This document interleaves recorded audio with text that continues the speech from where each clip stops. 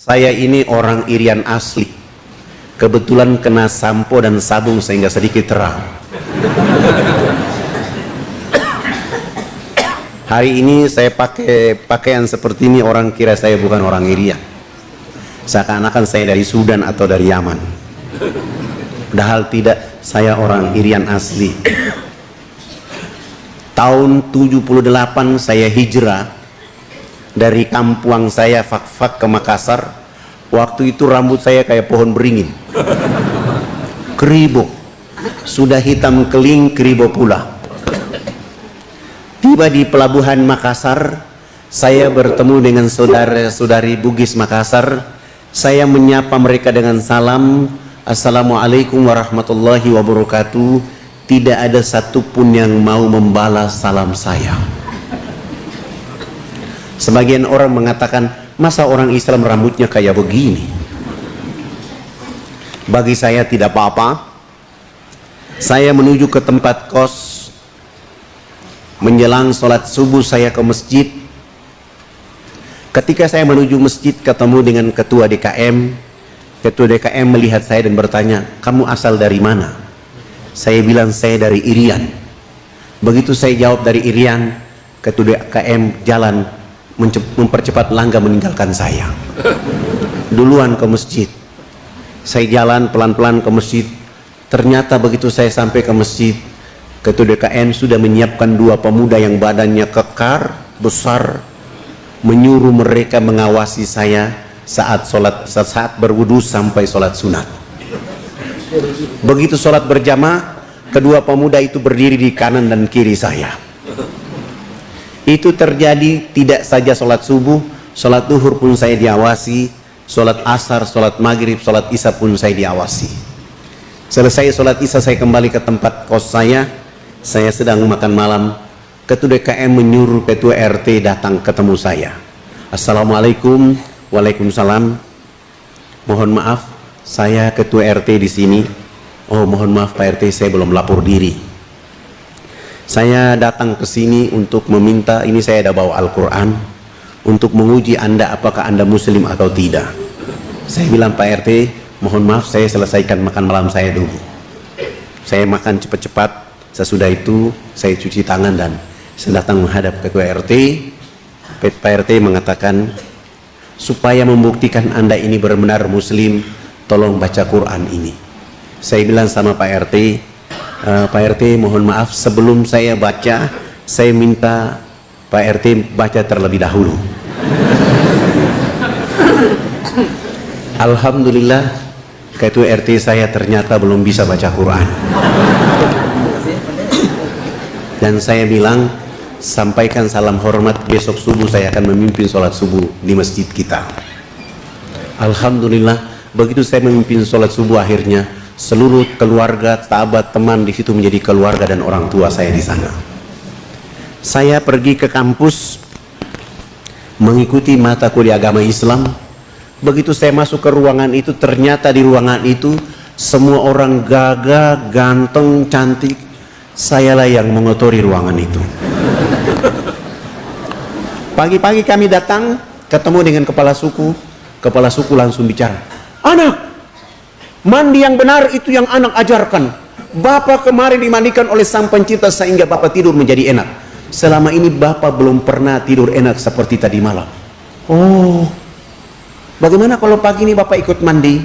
Dengan senang hati beliau ikut kami ke sungai, mandi, resmi bilas, naik, beliau tidur dari jam 10 pagi sampai jam 3 sore hari itu.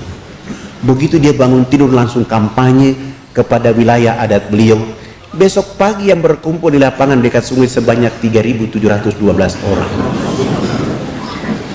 Tua, muda, besar, kecil, laki-laki, perempuan, untuk datang belajar mengikuti mandi pakai sabun mandi yang kami bawa. Kami bawa sabun mandi 7 karton tidak cukup, terpaksa satu sabun dibagi 4 dan memulai pelajaran mandi. Dari jam 8 pagi sampai jam 12 siang belum tuntas. Saya skorsing pelajaran mandi karena kami mau sholat duhur. Dan 1 minggu sebelumnya kami sudah buat panggung di tengah lapangan menjadi musola dan masjid kami. Karena tidak bisa sholat di atas tanah, babi sangat banyak.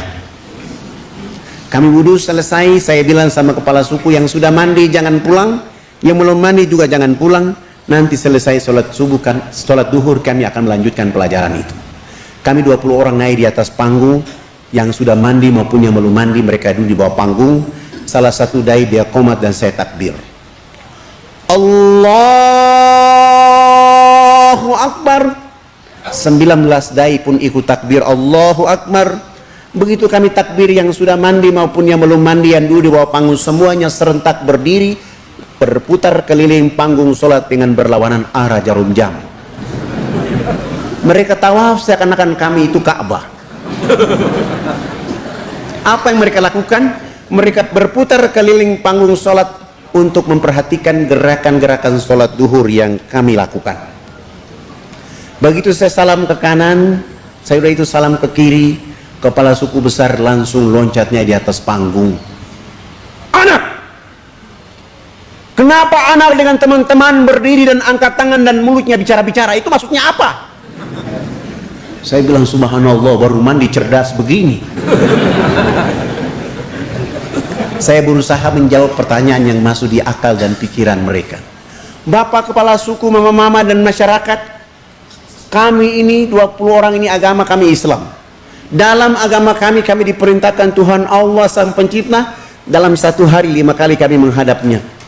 Tadi kami berdiri mengangkat tangan, itu artinya kami menyerahkan sepenuhnya, kami punya jiwa, kami punya raga, dan kami punya kehidupan ini kepada Tuhan Allah. Yang kami bicara-bicara itu adalah Allah Maha Besar, diri kami dan kehidupan ini kecil, sehingga tangan kiri kami malu menutup dada kami, tangan kanan kami pun malu menutup tangan kiri dan dada. Terserah Allah, mau menghukum kami terserah, mau memberi kami hadiah terserah, karena kami sudah menyerahkan sepenuhnya jiwa, raga, dan kehidupan kami kepada Tuhan Allah.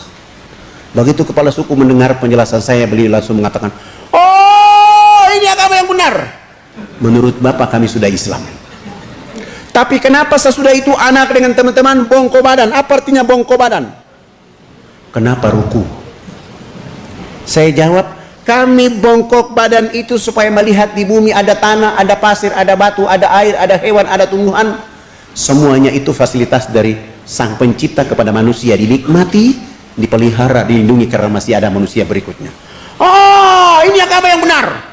Menurut Bapak kami sudah Islam. Tapi kenapa sesudah itu anak dengan teman-teman tunduk mencium papan? Apalagi artinya tunduk mencium papan? Kenapa sujud? Saya jawab, kami tunduk mencium papan pertanda kami menangis atas dosa kejahatan yang kami lakukan. Kenapa kami lakukan itu? Sebentar kami mati nanti, kami punya kulit, kami punya daging, kami punya darah, kami punya tulang, akan dilebur kembali menjadi tanah. Sebelum dilebur menjadi tanah, kami menyatukan kepala, tangan, lutut, dan kaki, menangis minta ampun kepada Dia Allah yang Maha Tinggi. Tapi kenapa sesudah itu anak dengan teman-teman lihat ke sebelah kanan mulutnya bicara-bicara, lihat ke sebelah kiri masih bicara-bicara? Salam dia bilang bicara-bicara. Saya jawab, kalau tadi kami mengangkat tangan dalam menyerahkan sepenuhnya jiwa dan raga kami bongkok badan untuk melihat apa yang diberikan oleh Allah, sudah minta ampun. Selesai minta ampun kami lihat ke sebelah kanan, kalau di tempat ini belum ada orang yang tahu mandi. Tugas kami datang di sini mengajarkan orang bisa tahu mandi. Melihat ke sebelah kanan, kalau belum ada orang yang tahu berpakaian, tugas kami mencari pakaian untuk menutup tubuh badannya. Ada yang lapar, tugas kami mencari makan. Ada yang sakit, tugas kami mencari obat. Sesudah itu melihat ke sebelah kiri, kalau di tempat ini belum ada orang yang mengenal Allah dan Rasulnya, tugas kami datang ke sini untuk memperkenalkan Allah Rasulnya kepada mereka. Begitu mendengar penjelasan saya, kepala suku langsung mempersilahkan kami 20 orang. Tidak boleh lagi duduk di atas panggung, kami turun duduk bergabung dengan masyarakat di bawah. Mereka 6 kepala suku naik di atas panggung menggantikan kami. Bukan sholat tapi rapat membahas kehadiran di sana. Setelah rapat selesai, kepala suku besarnya berdiri dan menyampaikan pengumuman buat kami yang ada di lapangan itu. Hari ini kita senang, hari ini kita bahagia, karena anak-anak ini sudah datang mengajarkan agama yang benar di kampung kita. Dalam rapat kami sepakat bahwa kita semua yang ada di lapangan harus mengikuti agama anak-anak ini. Begitu mendengar kalimat itu, kami 20 orang langsung sujud dan menangis kepada Allah. Terima kasih Allah ya Rabb. Kami malu kepada mereka ya Allah. Kami tidak bawa apa-apa, kami hanya bawa kalimat-Mu, Engkau, kalimat la ilaha illallah. Muhammad Rasulullah untuk mereka. Kami malu, kami hanya bawa sabun, sampo, odol, sikat gigi untuk mereka. Lalu saya menguatkan diri untuk membimbing mereka mengucapkan 2 kalimat syahadat. Tapi kami pun tidak kuat, karena mereka dalam keadaan telanjang, dalam keadaan bau badan, tapi hati mereka begitu tulus untuk menyebut asyhadu an la ilaha illallah wa asyhadu anna Muhammad Rasulullah. Ya Allah, kuatkan dakwah ini. Ya Allah, jaga negeri ini. Ya Allah, kuatkan hati mereka dengan agama ini, agar mereka akan tumbuh menjadi hamba-Mu yang menjaga negeri ini dengan agama-Mu. 3.712 orang pun tanpa beban, kecuali mengucapkan 2 kalimat syahadat. Setelah mereka mengucapkan 2 kalimat syahadat, 1 minggu kemudian program berikut yang kami lakukan adalah mengganti nama-nama mereka. Yang nama Markus kami ganti dengan nama Abu Hanifah. Yang nama Yohanes kami ganti dengan nama Jamaluddin. Yang nama Paulus kami ganti nama dengan nama Tajuddin. Yang nama Abraham kami ganti dengan nama Ibrahim. Dan itu nama-nama yang paling cocok dan keren untuk orang Irian masuk Islam. Sangat lucu kalau orang Irian masuk Islam, rambutnya keriting, badannya hitam kering, dipanggil Sutrisno. Masa Sutrisno Keribo? Atau dia masuk Islam, rambutnya keriting, badannya hitam kering, dipanggil Kang Cecep. Tidak cocok. Tapi Abidin, Musa, Muhammad, Abdul Hakim, itu cocok untuk mereka. Setelah itu proyek berikut yang kami lakukan untuk mereka adalah melaksanakan hitanan massal mulai dari umur 7 bulan sampai umur 63 tahun. Alhamdulillah, kami dibantu oleh teman-teman dari Angkatan Laut dari Jayapura di bawah pimpinan Ayahanda Dr. Kolonel Mulia Tarmizi. Kami hitan mereka selesai. Beliau melihat suasana itu dan menulis surat supaya saya membawa kepala-kepala suku menghadap Presiden Soeharto agar pembangunan dipercepat. Subhanallah, kepala-kepala suku ini sudah pakai celana panjang, sudah pakai kemeja, bahkan sudah pakai jas. Tapi mereka belum bisa pakai sepatu, karena ukuran kakinya rata-rata nomor 47. Jenis sepatu itu tidak ada di sana, terpaksa kami menggunakan sendal jepit. Kelebihan tumit kami bawa mereka Jayapura, Makassar, Makassar, Jakarta. Tiba di Jakarta kami minat di Wisma Haji Jalan Jaksa, Jakarta Pusat.